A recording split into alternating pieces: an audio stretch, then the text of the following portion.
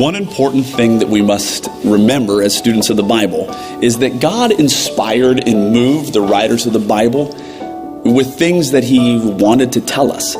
Now, that may sound super basic, but it's actually quite helpful for me to remember that God tells me things in the Bible that I might be prone to forget.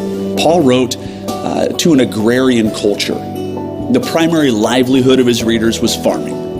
Paul writes in the book of Galatians, "And let us not grow weary in doing good, for in due season we will reap if we do not give up. So then, as we have opportunity, let us do good to everyone, and especially to those who are of the household of faith."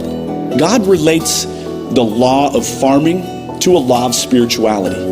Quick fact, whatever someone sows, that will he also reap. When I begin to become weary, when I begin to think that it might not be worth it, I need to consider the law of the farmer and the law of the harvest. What I put into the ground, it will come back. What I put into the ground will either bless me or burn me.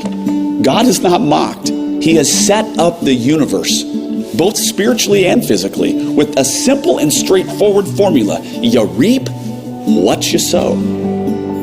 I think of this passage personally as a small booster shot. The Lord inspired the Apostle Paul to pen these words because we are prone to weariness. We're prone to give up, lose perspective, and conclude that it's not worth it.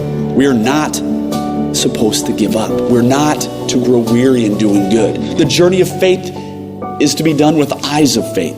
Listen, your work in children's ministry is of great value. Keep on keeping on. Finish strong. Finish faithfully. It certainly takes faith to be a spiritual farmer, to believe that the seeds that you're planting will result in a tree that someday is going to provide fruit that is pleasing to the Lord for years to come. That takes faith.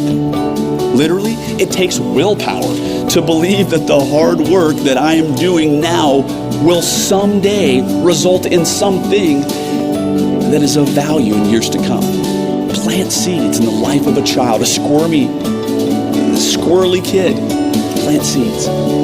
That's the hope of the harvest. That's the hope of the farmer. That's the hope of serving in children's ministry. Listen, the seeds that I'm planting may look dormant. However, in the Lord, those seeds sown in faithfulness will yield a great reward if we don't give up.